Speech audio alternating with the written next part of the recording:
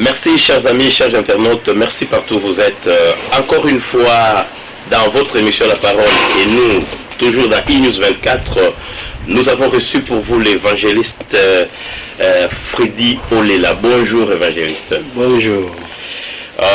Évangéliste Freddy Olela, il est de Joshua Generation Ministry. Nous voulons un peu savoir plus sur vous, évangéliste. Pouvez-vous vous présenter auprès de nos internautes votre parcours et ce que vous êtes aujourd'hui? Merci. Je ne sais pas si ça vous dérangerait si on peut prier d'entrée de jeu pour introduire l'émission. Oui, ça ne nous dérangera pas. De toute façon, quand on a reçu un homme de Dieu, l'émission c'est La Parole et nous. Amen. Donc, nous allons prier. Seigneur, nous te disons merci pour ce temps que toi, tu as permis que nous puissions être ici avec mon frère.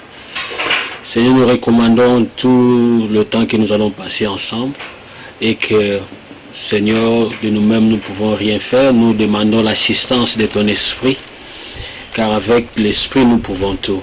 Et que ton peuple soit béni au nom de Jésus. Amen. Amen. Merci, homme de Dieu. Et comme vous avez vu par vos propres mots, vous pouvez vous introduire vous-même auprès de nos internautes. Ok, je suis, on m'appelle évangéliste Freddy Olela. Je suis le mari d'une seule femme. Je vois, oui. Je suis le père de 6 enfants. Bon, pour mon parcours, parce que vous avez demandé de parler un peu. Oui, j'ai reçu le Seigneur au pays, donc je suis de République démocratique du Congo. C'est là que j'ai reçu le Seigneur. Et puis j'ai commencé à œuvrer là-bas dans une église. Vers, je crois, 97, je suis parti en Afrique du Sud. Et en Afrique du Sud, j'ai évolué à une assemblée là-bas au nom de MCC, Missionary Center Church. Ah, je vois, oui. Et quand j'étais là-bas, Dieu m'a permis que je puisse aller à l'école biblique Rema. Donc, toujours en Afrique du Sud. Toujours en Afrique du Sud, dans la ville de Johannesburg. À Johannesburg. Donc, je suis parti à Rema, Rema Bible Training Center. J'ai fait 2 années là-bas, j'ai reçu mon diplôme dans le ministère. Et puis j'ai œuvré là-bas dans la jeunesse et puis dans l'évangélisation. Et Dieu a permis, vers l'an 2000, je suis venu ici en Australie, à Melbourne. Et pendant que j'étais ici, je suis parti compléter mes études pour faire le bachelor in ministry à Harvest Bible College. C'est là que j'ai complété mon bachelor, bachelor in theology. Et puis après cela, je suis parti étudier à Victoria University, là où j'ai fait ma master degree.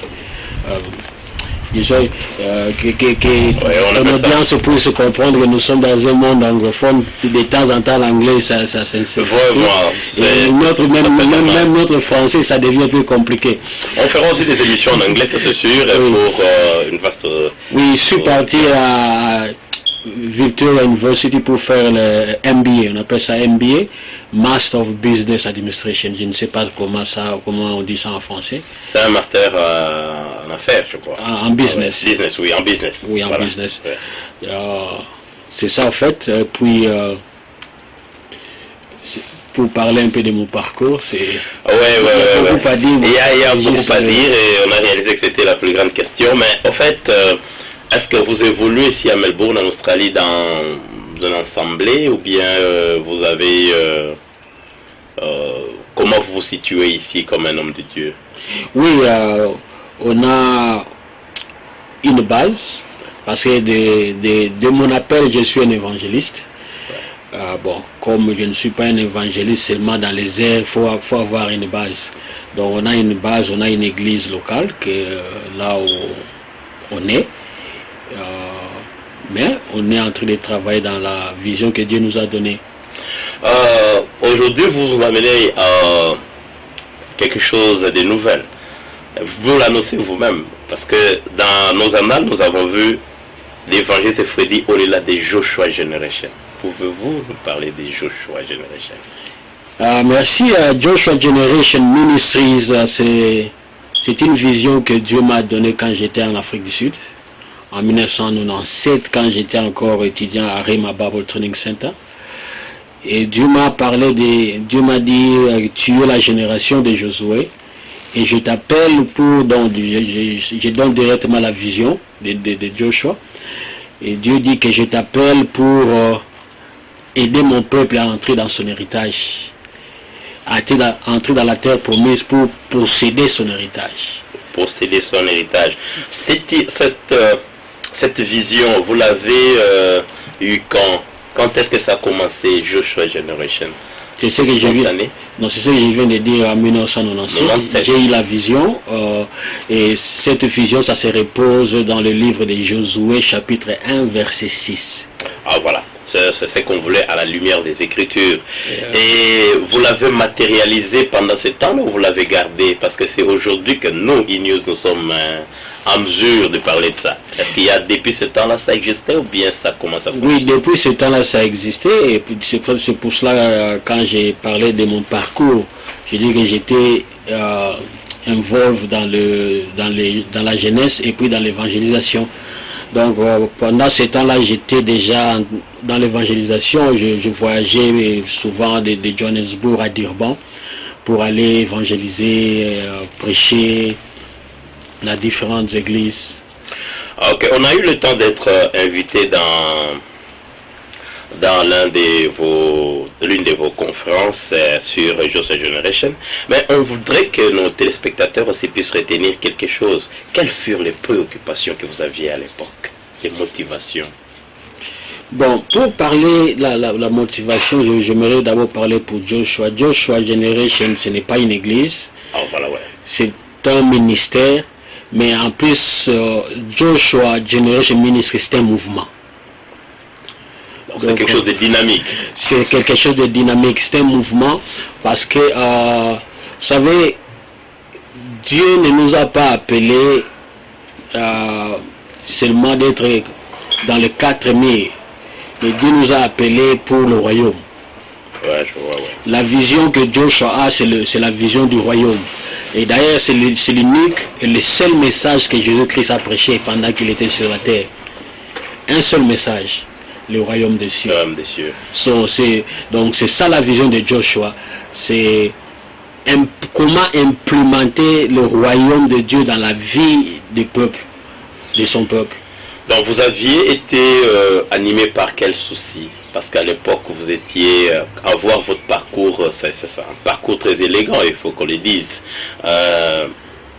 Quelle était vos motivations? Vous avez vu quoi? Vous avez réalisé quoi? Évidemment, il y avait la vision, comme vous l'avez dit. Donc, c'est que la première motivation, c'est le salut des âmes. C'est un fardeau que Dieu a mis à nous, toute personne qui adhère dans la vision. Nous avons cette compassion, le fardeau de voir les âmes sauvées. Mais ce qui se passe là toujours, par exemple quand on parle dans le cadre de l'église, parce que chaque dimanche on ne voit pas très souvent les âmes sauvées. Il y a des messages qui sont prêchés, mais il n'y a pas l'appel au salut.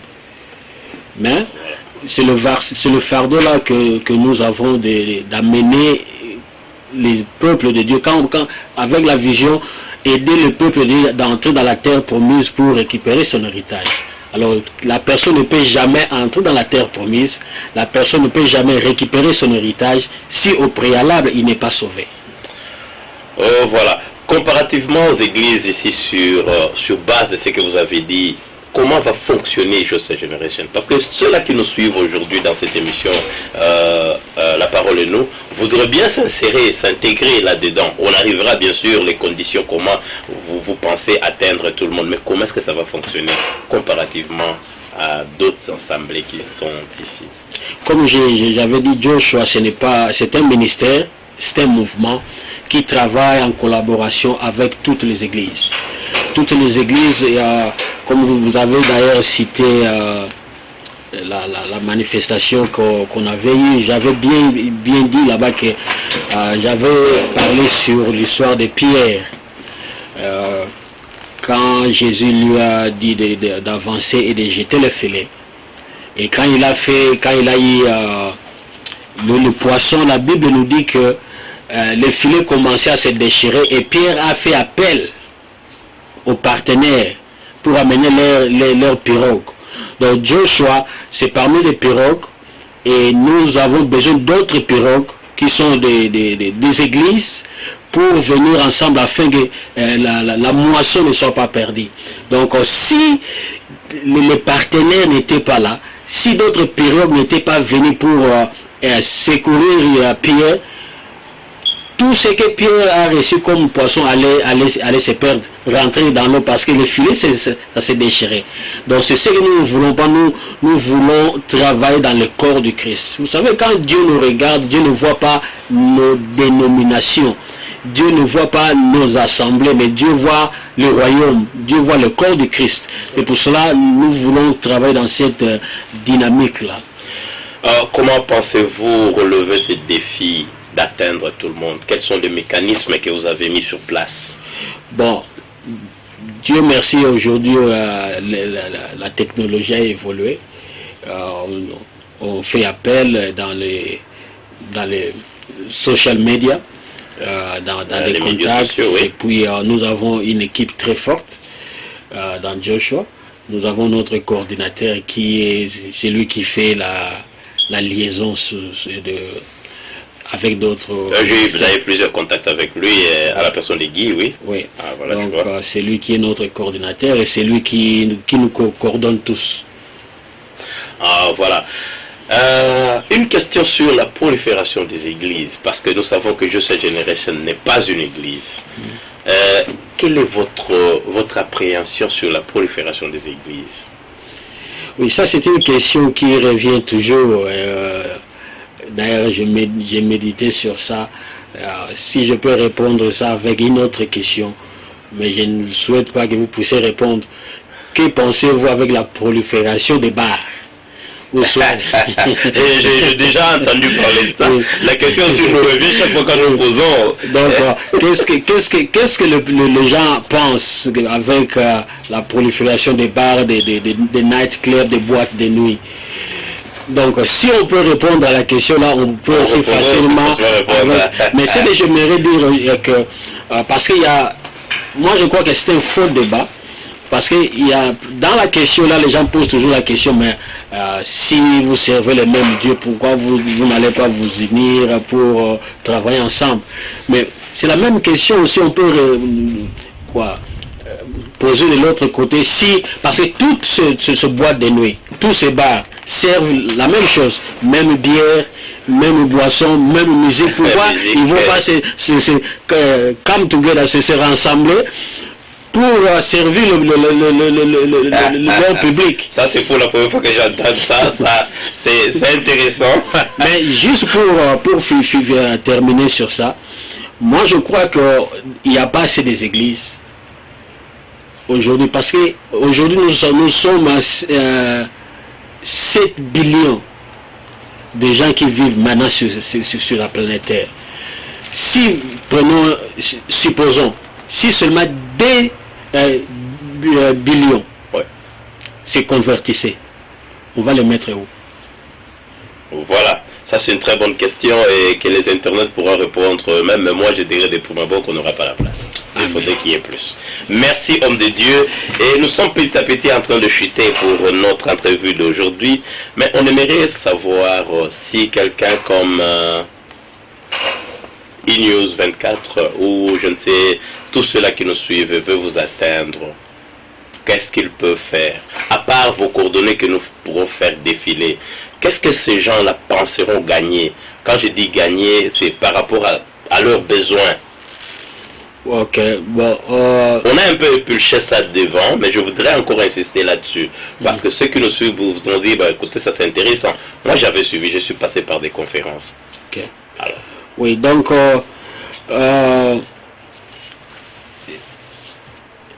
d'abord il faut servir. Les problèmes qu'on a, les gens ne veulent plus servir. Les gens aiment qu'on les serve tout simplement. Mais quand tu défiles dans la Constitution, la Bible, moi j'appelle ça la Constitution. Quand tu défiles dans la Constitution, tu vas voir que toute personne qui est devenue grand cette personne est passée quelque part. Ouais. Elle a servi quelque part. Joshua Generation, nos portes sont largement ouvertes. Toute personne qui veut nous contacter, il a le fardeau des âmes. Le fardeau de voir les âmes sauvées, gagnées, de voir des vies transformées. Nous sommes là, nos coordonnées sont là, notre website est là, et puis... Et on va faire défiler ça pour... Mais pour dire qu'est-ce que cette personne va gagner. Ils se posent des questions, ils se disent, bon, j'ai une église, je vis quelque part dans une église, comme j'ai dit, on a épulché là-dedans, mais oui. D'une façon précise, quelqu'un qui dit, bon, je suis déjà dans une église, qu'est-ce que vous pensez? Oui, donc Joshua Generation, ce n'est pas une église, si je peux mettre ça dans les termes mondains, Joshua Generation Ministries, c'est comme une équipe nationale. Ah, voilà. Donc quelqu'un quitte son équipe locale, il vient dans l'équipe nationale, mais il a son équipe locale. Donc, moi, qu'est-ce que la personne va bénéficier? J'aimerais d'abord retourner cela comme JF Kennedy avait dit, ce n'est pas ce que toi tu vas faire, mais c'est que toi, ce que ton pays va faire pour toi, mais c'est que toi tu vas faire pour ton pays. Je vois. Donc je vois que la personne, quand il vient, il doit venir avec la mentalité, qu'est-ce que je dois apporter dans le royaume des cieux. Je voulais ça parce que nous avons reçu, quand il nous était aussi invité dans l'une de vos conférences, on a reçu des pamphlets qui disaient votre participation, et c'est ce que j'attendais. Donc tout le monde est averti, c'est toujours mettre la main dans la pâte, parce que la parole devrait atteindre tout le monde. Homme de Dieu, toujours merci, c'est un plaisir toujours de vous avoir dans nos antennes. Merci chaque fois de vous avoir parmi nous, évangéliste Freddy Olela de Joshua Generation. Nous vous remercions beaucoup et nous pensons que c'est pas pour la dernière fois, mais qu'est-ce que nos amis internautes et d'autres chrétiens et ceux-là qui ne le sont pas peuvent retenir après cette émission? Merci, c'est aussi un grand plaisir d'être ici à votre émission, et c'est pour toute la première fois. C'est que les gens peuvent retenir que nous sommes un ministère et un mouvement qui n'est pas une église locale, qui travaille en collaboration avec les églises locales, et que nous sommes là pour avancer le royaume de Dieu. Nous avons le fardeau de voir les âmes sauvées, non seulement sauvées, mais aider ces âmes à entrer dans la terre promise et à posséder leur héritage. C'est que les gens doivent retenir, nous ne sommes pas sauvés pour déambuler dans le désert.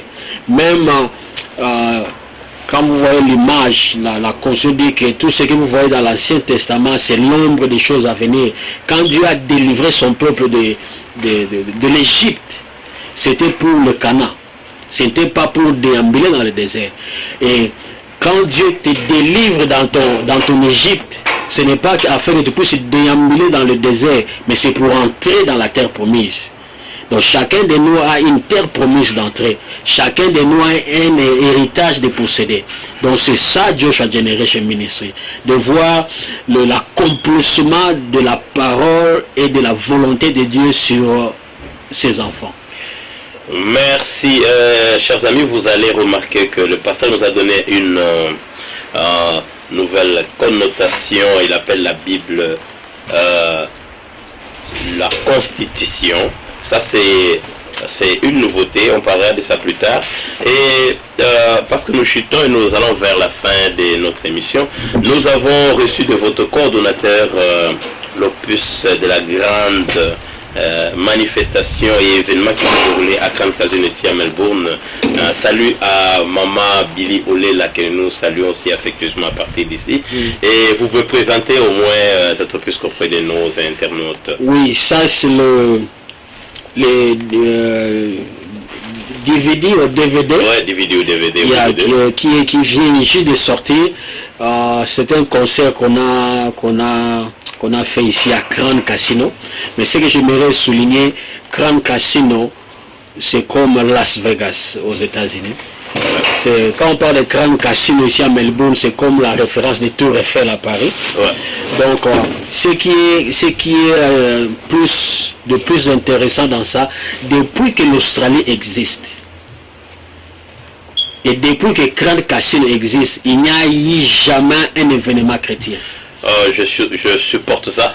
Donc, je n'étais pas sur place, mais j'ai eu des échos, j'avais raté ça parce que oui, c'était vraiment, donc, comme la vision de Joshua Generation, on a amené le royaume de Dieu dans le monde des ténèbres. Et même il y a, dans le DVD, j'ai prêché, les gens peuvent voir cela, j'ai fait l'appel dans Grande Cassine où les gens ont accepté le Seigneur. Et c'était vraiment, comme on dit en anglais, powerful. So, j'aimerais inviter nos téléspectateurs de faire la commande. Vous aurez nos adresses. Oui, on va faire des sur ça. Donc, c'est vraiment bon, no comment. Combien ça se vend? Nous vous présentons l'opuscule qui est là en présence de notre évangéliste. Vous tournez il y a Grande Cassine, la photo de Grande Cassine. Il y a Grande Cassine derrière et évidemment nous confirmons parce que nous vivons aussi à Melbourne. Ça c'est le milieu à la fois des affaires, il y a tout ce qui se passe à Melbourne et c'est là-bas comme l'a dit évangéliste Olela. Grande Casino représente Las Vegas, c'est Tour Eiffel, c'est Bercy, c'est Grand Place de Paris, donc pratiquement là où on peut même pas s'aventurer à parler du Seigneur parce que les gens vont être étonnés. On dit mais écoute, vos églises sont de l'autre côté. Merci homme de Dieu. Et ça se vend à combien au fait?